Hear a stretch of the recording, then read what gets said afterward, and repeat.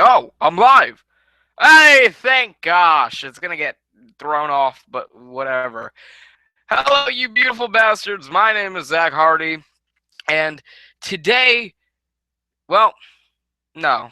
Let's start out with this opening monologue in a second. Hold on a minute. All right. After 17 long, grueling weeks, the NFL regular season has finally come to a close, and we have the final 12 teams vouching for a spot in Super Bowl 50. 20 teams have since failed, and 12 teams remain standing. And after this Saturday and Sunday, there will be 8 left standing. Now,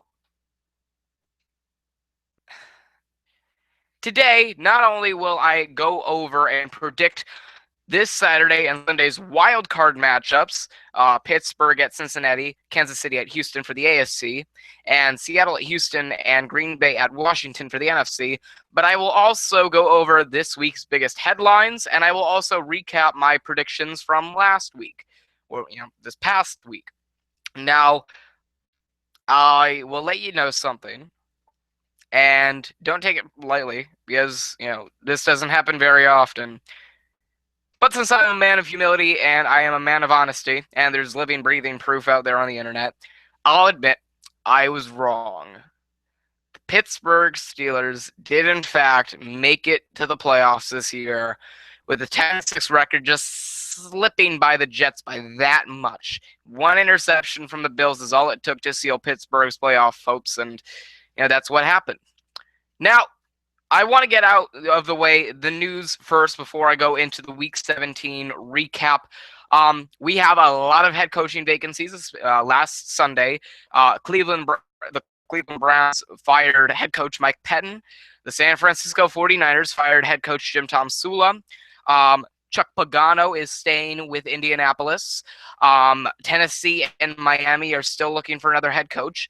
Tom Coughlin resigned from the New York Giants head coaching position, so the Giants are now looking for a new head coach. A lot of shit has happened in the past 24 hours. I mean, it wasn't the biggest Black Monday event out there in the NFL history or whatever, but it was a pretty impactful one. And since I'm a 49ers fan, I did tune into the Jed York press conference earlier today that went up at 10:30 Pacific time, 1:30 Eastern time, 1:30 p.m. Eastern time. And his big quote that I heard him say was, "We're looking for a head coach that can win Super Bowls. We're looking for a head coach that can win Super Bowls. Not one that has a strategic mindset, not one that has a specific play course for the future, not one that is looking to rebuild the team, and not one that's looking to be an experienced leader. We are looking for a head coach to bring us back to a Super Bowl, and that's that." Now, I don't know if this is Jed York, being the typical Jed York, using this as a placeholder, saying, hey, there's a shot we may get Sean Payton from New Orleans. Maybe, hey, there's a shot we'll get Chip Kelly from Philadelphia. Maybe there's a shot we'll get Mike Shanahan, who was, I guess, formerly with Washington. And, in reality, they end up just doing what they do almost every single time. They have to get a new head coach, which is staying inside the franchise and giving, I think it's defensive coordinator Eric Mangini the head coaching position. I don't know if it's a placeholder for Jed, because by Jed York, quite frankly, I don't like Jed York. I think he's a piece of shit. He shouldn't be owning a McDonald's franchise, let alone an NFL franchise, let alone my 49ers franchise. But you know what? Shit happens. Trent Baalke is still your general manager of the 49ers. Jim Tomsula is out, and we are looking for a new head coach, hopefully one that will get us a positive season next year, and hopefully we'll get back to that promise that we had a few years ago and get back to the playoffs at least. But anyway, let's go down the recap of Week 17 as I give you my predictions and, the results, and I talk a little bit about each game. Now, I went 6 for 10 this week, and I'll run down each game. New York Jets at Buffalo Bills. I predicted the Jets to win, but the Buffalo Bills won. New England Patriots at Miami Dolphins. I predicted the Patriots to win. The Dolphins won. New Orleans Saints at the Atlanta Falcons. I predicted the Falcons to win, and the Saints won. Detroit Lions at Chicago Bears. I predicted the Chicago Bears to win, and the Detroit Lions won. Philadelphia Eagles at New York Giants. I predicted the Giants to win, and the Eagles won. Washington Redskins at the Dallas Cowboys. I predicted the Redskins to win, and they did win. So that was my first win my first, actual prediction. Tennessee Titans at Indianapolis Colts. I predicted the Titans to win. They did not. The Colts won. Didn't matter. Colts did not make it to the postseason. Baltimore Ravens at Cincinnati Bengals. I predicted Cincinnati to win, and they did win. Pittsburgh Steelers at the Cleveland Browns. I predicted the Steelers to win, and they did. Jacksonville Jaguars at Houston Texans. I predicted the Jacksonville Jaguars to win, and they did not. The Texans did. Oakland Raiders at Kansas City Chiefs. I predicted Oakland to win, and they did not even show up to play. Kansas City won. San Diego Chargers at Denver Broncos. Peyton Manning led the Broncos back into the game, and Broncos won. I predicted the Broncos to win, and I got that one right. Tampa Bay Buccaneers at Carolina Panthers. I predicted the Panthers to win, and they did. So 15-1 on the season, so close to that perfect season. But the 72 Dolphins, keep lighting up their cigars, and nobody can beat us. And the Panthers won. Seattle Seahawks at Arizona Cardinals. I predicted the Cardinals to win, and they did not. St. Louis Rams and San Francisco 49ers. Whoops. Don't stone me. I predicted the Rams to win, and they did not, thankfully, because I really didn't want the Niners season to end on a loss, especially not in overtime. And Minnesota Vikings at Green Bay Packers, the battle for the NFC North. I predicted the Vikings to win, and they did. So I went 6-10 on my predictions this week, and all I can really do is kind of even it out with the wild card games this week. So if I go, perfect with the wild card, I end up by the divisional round, I will be 10-10. So looking to even out my record. Anyway, let's jump into the first game. It was the New York Jets at the Buffalo Bills. Now, the Buffalo Bills did control this game for the most part. And the New York Jets, they always had some way of getting back into it, whether it was being down 19-10 and getting a touchdown pass to Eric Decker to cut the lead down to 2. However, in the end, it did not matter. Rex Ryan booted his former team out of the postseason with a costly interception from Ryan Fitzpatrick that ended up sealing the Buffalo Bills to win and seal the Pittsburgh Steelers the 6th seed in the AFC playoff picture. So Jets lose this game by such a close margin. One costly error ended up losing them their entire season, and the Buffalo Bills knock off the Jets. Jets eliminated from postseason contention, and just like that, the green and white look forward to next season. New England Patriots at the Miami Dolphins, the other AFC East game. This was probably the upset of the week, as not many people saw the Dolphins end up beating the Patriots. Not many people saw the Patriots losing 4 of their last 6 games on the season, let alone a game to the Dolphins.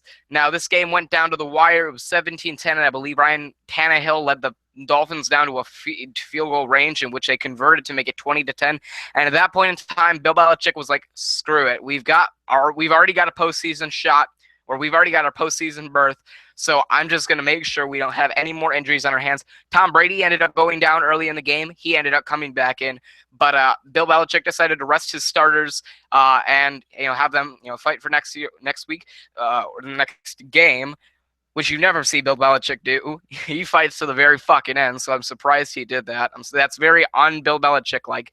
But Miami Dolphins walk away the victors, close out the season 6-10. Patriots fall to 12-4 and lose the number 1 seed in the AFC. I'll get to that when I get to the Denver Broncos and San Diego Chargers game. New Orleans Saints at the Atlanta Falcons. I'll be honest, I watched Red Zone for the 1 o'clock games, and I watched the Niners game when it came to the 4 o'clock games. So, we did not see much of this game. Neither did we see much of the Detroit and Chicago game.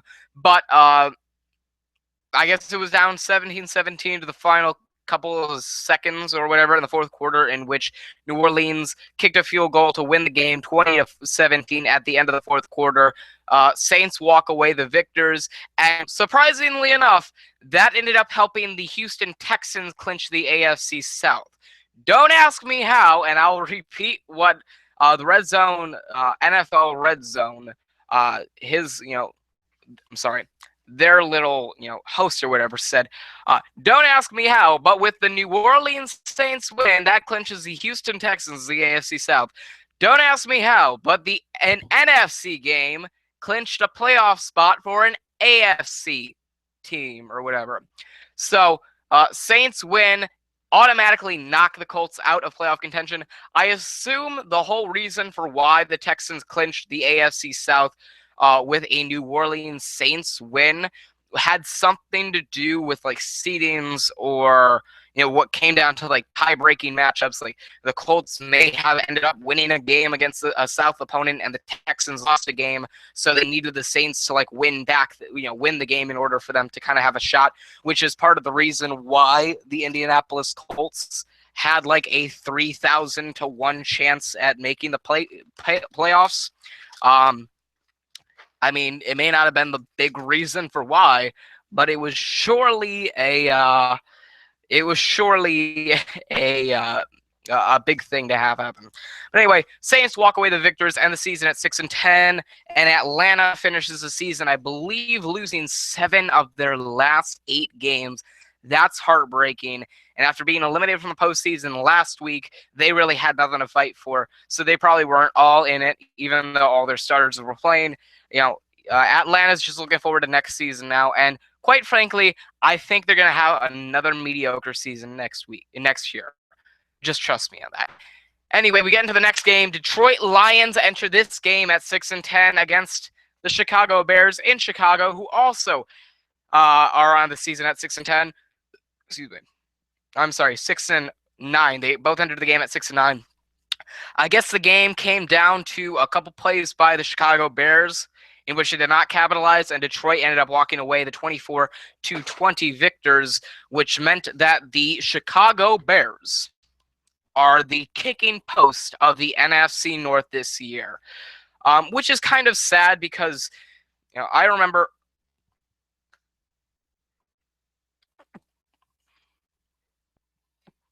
Bless you, bless you. Thank you, thank you. You're welcome, you're welcome. Anyway, I remember because I started watching the NFL highly back in the year the Steelers beat the Cardinals in the Super Bowl, which was Super Bowl 43. I believe that was the 2009 season or the 2009 Super Bowl for the Steelers. But that was the first season I really started watching football and really, became interested in the 49ers the year after using like the Patriots as a placeholder. I know.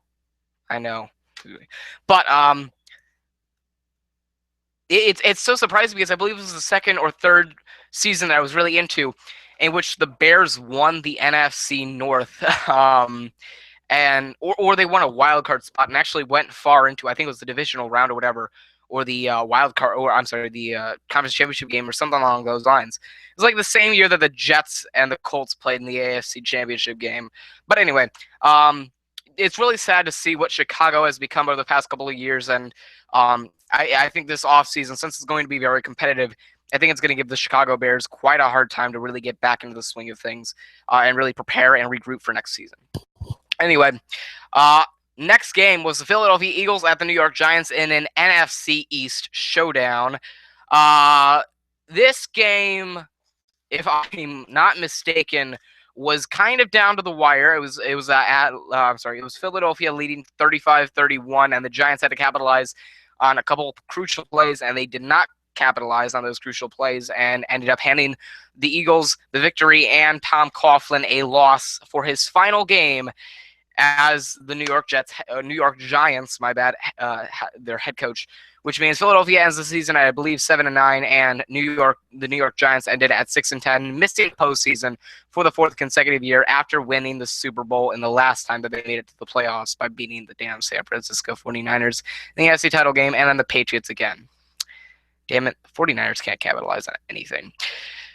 Anyway, that game was crucial. As it kind of had to set the tone for next year and for the offseason. This Giants team is going to be transformed completely this offseason, having a new head coach, having a new style of play to work on both offense and defense-wise. A lot of their key players can end up leaving the organization.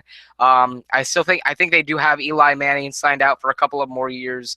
I think Shane Vereen is also signed out for 1 or 2 more years. So, and I think Odell Beckham Jr. and Victor Cruz, those guys the crucial playmaking wide receivers for the Giants are still slated to be back next year. But no matter what's going to happen, they're still going to have to get set to a new coach, something that they haven't been used to in a while since Tom Coughlin's been there for quite some time. So, they're going to have to adjust to a new offensive and defensive skill book and everything like that. It's probably not going to be easy to play by. So I don't expect the Giants to be making it anywhere near the playoffs even next year. And I'm predicting that already ahead. I'm a 49ers fan, so I've got nothing to live for. I'm just cheering for, Rich and Jess and Tracy's Steelers or just, whatever. But anyway, that's that game. Now for the first game I actually predicted correct, the Washington Redskins at the Dallas Cowboys. This game was kind of a blowout from the beginning. The Washington Redskins already own the NFC East. The Cowboys fighting for nothing. They're the kicking post of the NFC East, going up against the NFC East champions. Redskins win the game 35-21, ended up benching their starters after the third quarter. They knew that I had that one in the bag. There was no real reason contesting. They already had the number 4 seed in the NFC, so nothing really special there. Washington wins. Dallas falls to 4-12. Washington improves to 9-7, and that's where the end of the season. Kirk Cousins, he's been an impressive quarterback. I'm looking forward to seeing what he can do in this wild card game that he's got up against the Green Bay Packers at home. So moving on, the Tennessee Titans at the Indianapolis Colts. This game was also fought very hard for, as the Colts, even though they did have like a 3,000 to 1 chance of making the postseason, they still had to fight, for every inch or every ounce that they had, on the line, and they ended up coming out with a win over the Tennessee Titans. Titans clinched the first pick in the NFL draft this upcoming April with a 30-13 record to end the season. Colts end the season with an 8-8 record, just barely missing the Houston Texans for that AFC South title. Colts eliminated from playoff contention. Titans getting the number 1 draft pick, and the last time they had the number 1 draft pick, I believe, was back in the 90s, back before the Houston Texans were even an NFL franchise. That was back when they were the Houston Oilers. So just think about that. Anyway, whatever. Next up was the Baltimore Ravens at the Cincinnati Bengals. This game, I believe, was the final of the 1 o'clock games to end up going off the air. Baltimore was playing some kind of like conservative yet aggressive passing offense to end the game, and I believe it was the Cincinnati Bengals that picked the ball off to clinch a win. So the Bengals clinched the 3rd seed in the AFC playoff picture and win the game over the Browns 24-16. And their opponents in the wild card round, the winners of this game, the Pittsburgh Steelers at the Cleveland Browns. Steelers ultimately win this game 28-12 over an expected blowout over the Cleveland Browns. Browns finished the season at 3-13. Fire head coach Mike Pettin, I believe, clinched the 2nd pick in the 2016 NFL draft that will come up in this April. And the Pittsburgh Steelers clinched the 6th seed in the AFC playoff picture. They won't have a home game this year in the playoffs, so they'll have to fight for everything they have. But anyway, that seemed just like a game that was like, you know what, you're going to watch the entire thing if you're a Steelers fan or if you're a Browns fan. And if you're not a fan of either teams or you're just cheering for them, you're going to end up flipping the channels and going to the next game, whatever. So Pittsburgh wins that game, clinch a playoff spot with a Jets loss, and Pittsburgh will see you in the wild card round, no matter how much I despise having to say that. Having to say that you still have a shot at your stairway to 7. Anyway, Jacksonville Jaguars are the Houston Texans. I believe this is the final 1 o'clock game. This was the second of the 2 AFC South games this week. And Houston ended up running away with this. I believe they won 31-3, ending the season at 9-7 and clinching the AFC South and the first playoff appearance since 2012 when they went 12-4, won the AFC South, and I believe became the number 1 seed in the AFC, or the number 2 seed, if I'm not mistaken, where they lost the divisional round to, I believe, the Patriots. But yeah, interesting game. Houston runs away with the win, and Jacksonville ends the season at 5-11. Sadly enough, I was hoping for the Jacksonville Jaguars to make the postseason at the beginning of the year. As a matter of fact, I thought with the talent that they had, they were a definite playoff. They had a definite playoff shot, just as much as the Raiders did. But the problem is they had a lot of hard teams this year on their schedule. Maybe not hard in general, but definite challenges to and obstacles to overcome with the talent that they had. I think they've got a young squad. They've got a playoff potential roster. The only thing that they need is to have something a little bit more stable and to have a little bit more of a conditioned schedule. And I think they'll be able to go far into the season and possibly even clinch a playoff berth next year. I think they've got a good shot, just as much as the Raiders do, of making the playoffs next year. And I think the chances for them those two teams making the playoffs next year, I think that's very, very, very high and very likely. So now the first of the 4:00 games, San Diego Chargers at the Denver Broncos. Denver Broncos win this game and they clinch the #1 seed in the AFC. They lose, and I believe that ends up giving the Cincinnati Bengals the #2 seed as they get knocked back to the 3 seed. Now, this game... Oh, I'm sorry. Nope. I'm sorry. Oakland Raiders at Kansas City Chiefs. We'll get to that afterwards. Denver Broncos. Brock Osweiler starts the game over Peyton Manning, who was active. Has a lot of struggles, and Peyton Manning comes in for relief, leads the Broncos to a 27-20 win over the San Diego Chargers. Congratulations to Peyton Manning. Now the big thing for Gary Kubiak to choose or decide by the divisional round is who's going to start. Number 17 quarterback Brock Osweiler or number 18 quarterback Peyton Manning. You're going to have to be smart. You're going to have to be strategic about this.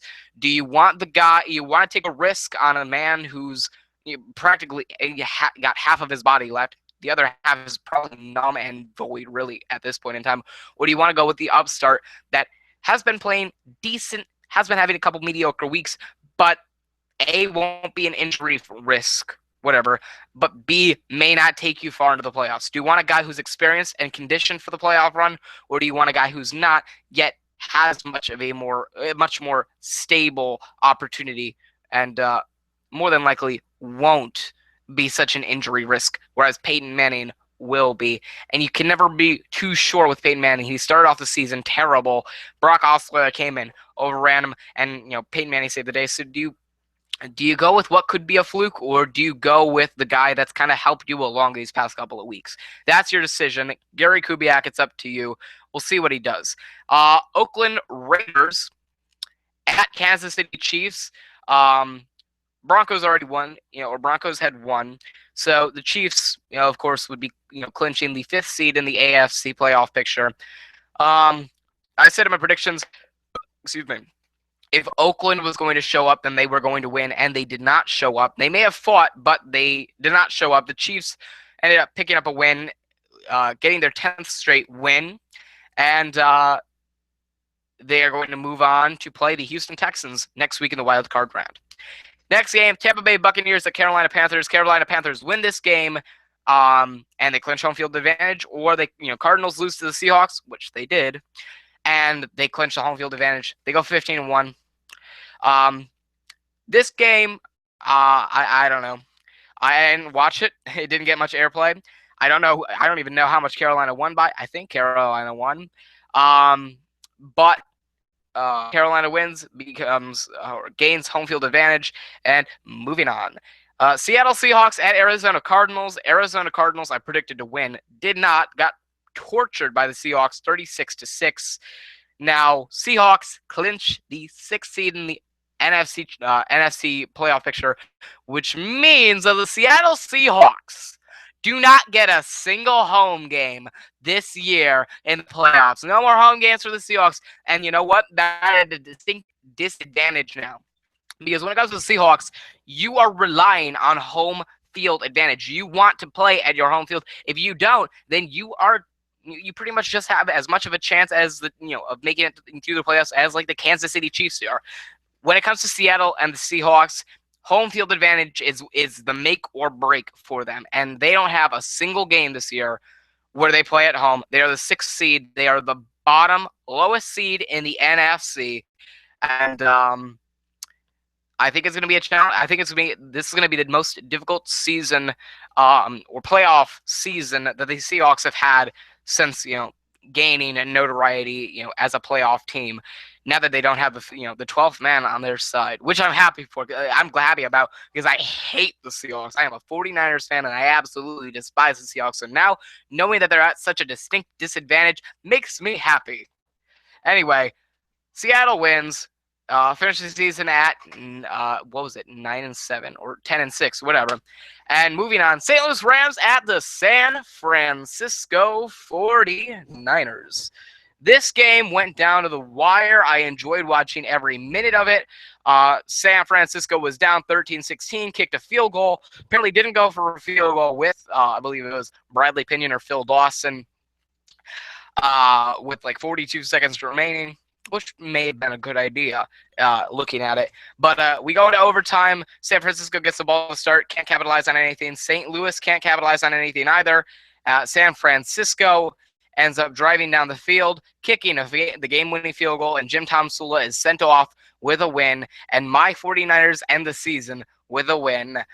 19-16 in overtime. 49ers win 5-11, kicking post of the NFC West, but it was all worth it. We won in the end.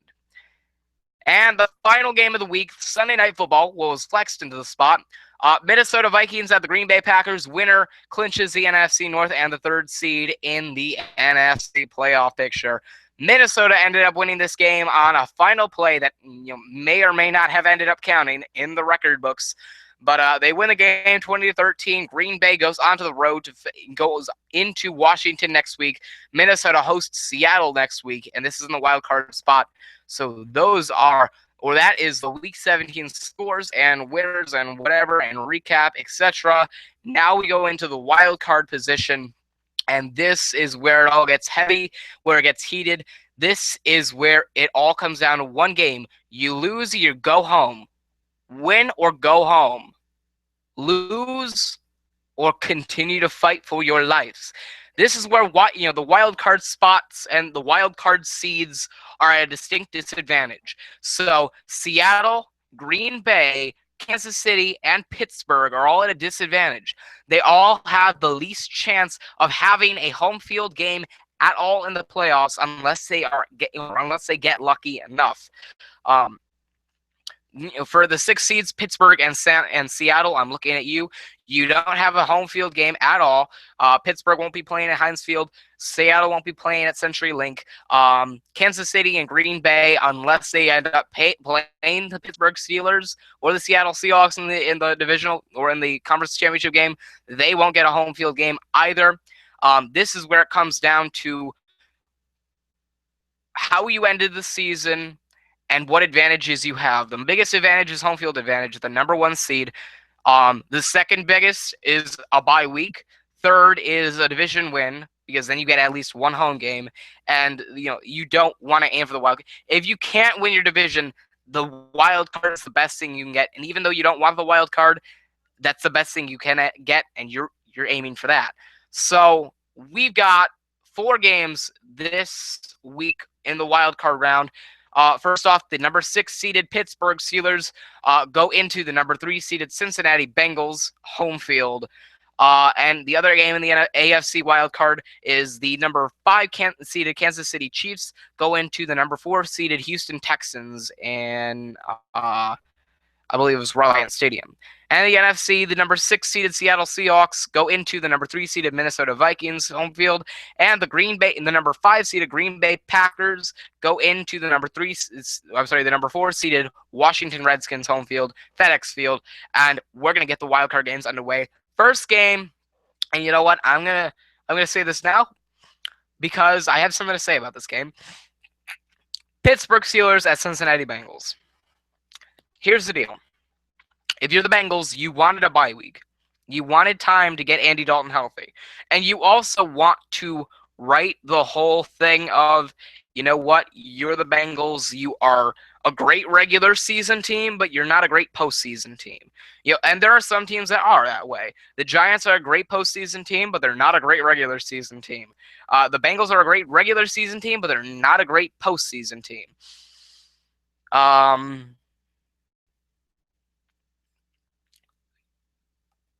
For the Bengals, I'm not sure what you're doing this week. Either Andy Dalton's healthy enough to play, or you're still stuck with A.J. McCarron to lead you over a very on top of their game Pittsburgh Steeler offense and defense.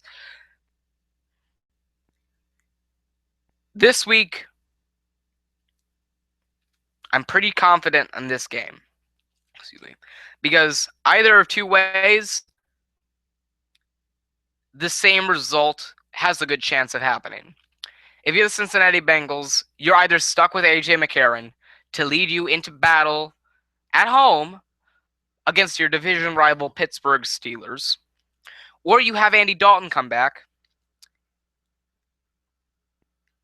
and really be just shuffled out there.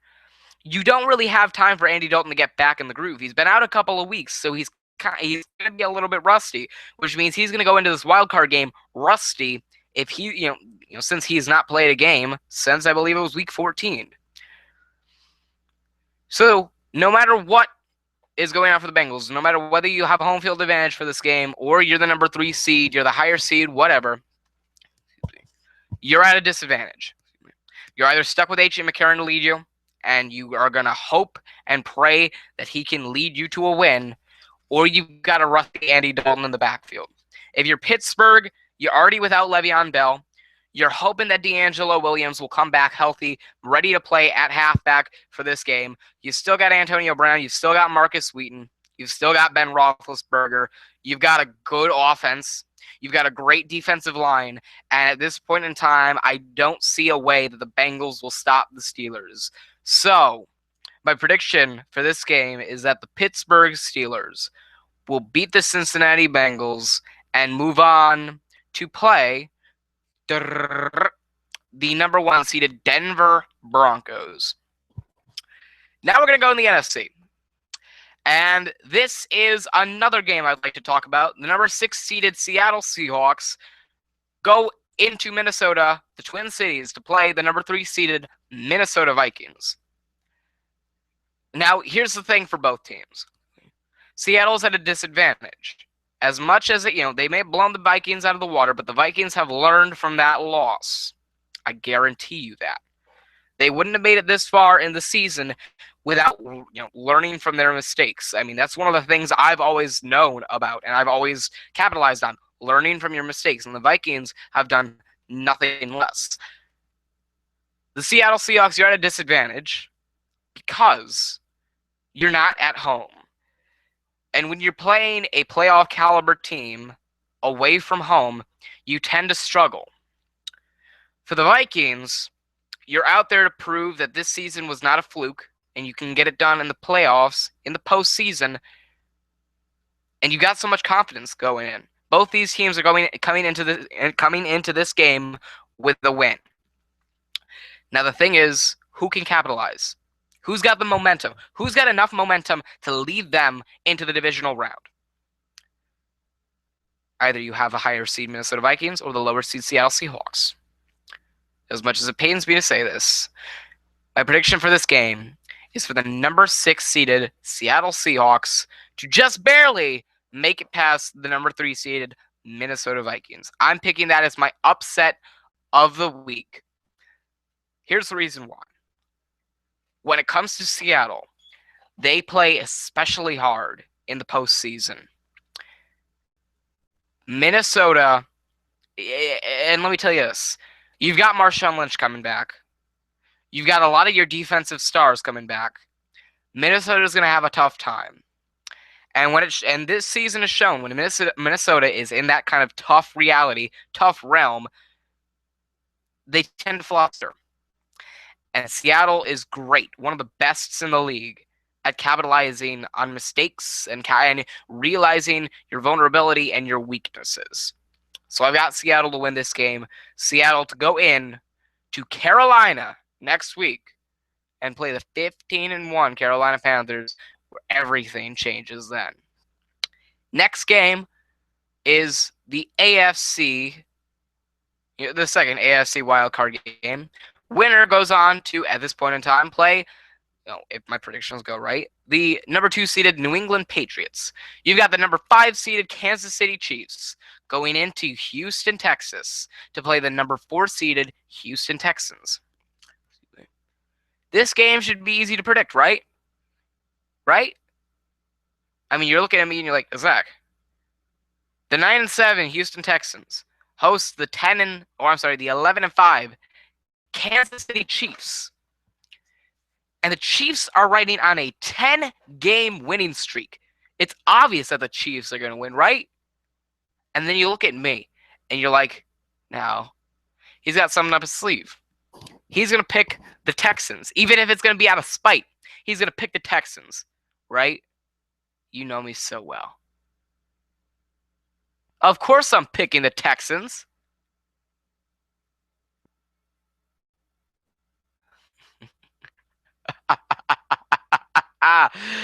Did you honestly think I was going to pick the Texans? No. You know what? I'm not going out of spite on this one. I'm playing my cards right. And I've got the Kansas City Chiefs to walk in Houston and take out the Houston Texans. And I'll tell you why. The Houston Texans barely made it into the postseason this year. They played Jacksonville Jaguars in Week 17, a team not at their best. So they don't have a lot of, maybe they have a lot of confidence, but they don't have the most momentum going into this game. Kansas City is riding off of 10 straight games won. They've got a lot of momentum, a lot of confidence going in, and Alex Smith has a hot hand right now. Kansas City is walking into Houston with a very good shot at moving on to the divisional round, and they're walking out of Houston the winners. Which means if my predictions go right, which I'm expecting them to, this should be obvious. It's not my first rodeo. The Pittsburgh Steelers will go into Denver next week and play the Broncos, manned by either Peyton Manning or Brock Osweiler. And the Kansas City Chiefs go into New England next week to play the Patriots, manned by Tom Brady. This game, or these playoffs are shaping up to be good. But we have one more wild card game. The number 5 seeded Green Bay Packers go into Washington and FedEx Field to play the number 4 seeded Washington Redskins, manned by Kirk Cousins.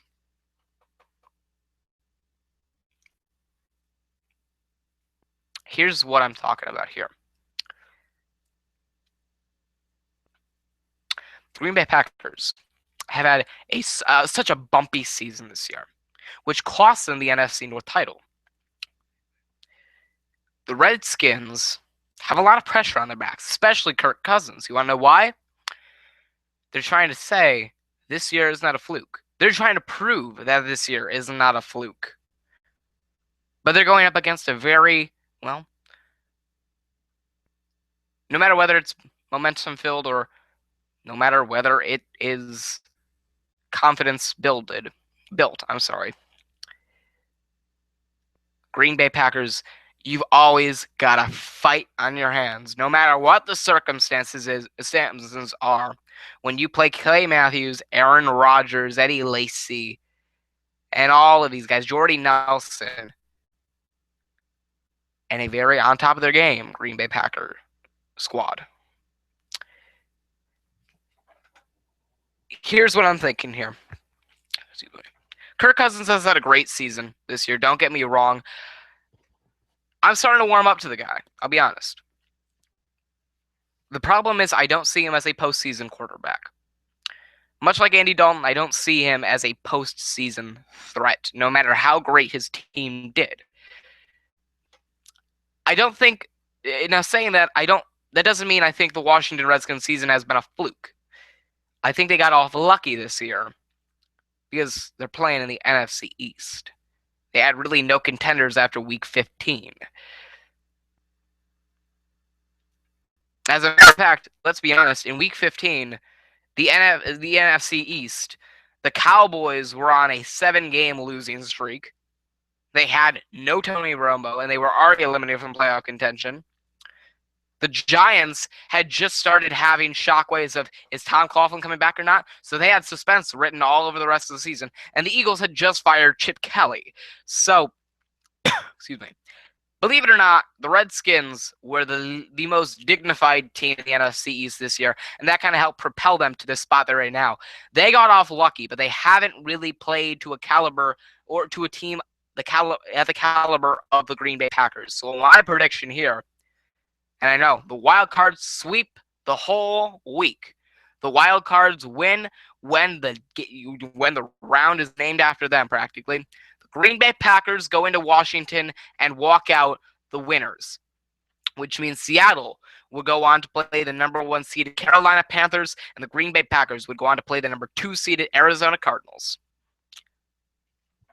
So that is Week 17 and the wild card round in a nutshell. And those are my predictions. Take them to the bank. Take them to Vegas. I don't care. I thought these picks out thoroughly. And I would be damned if these picks weren't up to par. I've done my homework. I've done my research. All I needed was to put it to action, and here I am putting it to action. Pittsburgh to beat Cincinnati, Kansas City to beat Houston, Seattle to beat Minnesota, and Green Bay to beat Washington. Take them to the bank, take them to Vegas, take them to Atlantic City. Hell, if you're in Connecticut, take them to Foxborough. Foxwoods. Take them to Mohegan. I don't care. Bank on these predictions. That's my wild card predictions. That's my recap of the headlines and the storylines from Week 17 and Black Monday of the NFL regular season and everything like that, and my Week 17 recap. Thank you for watching, motherfuckers. I hope you enjoyed, you beautiful bastards. My name is, remember to like, favorite, and subscribe for more. I'm Zach Hardy, signing off.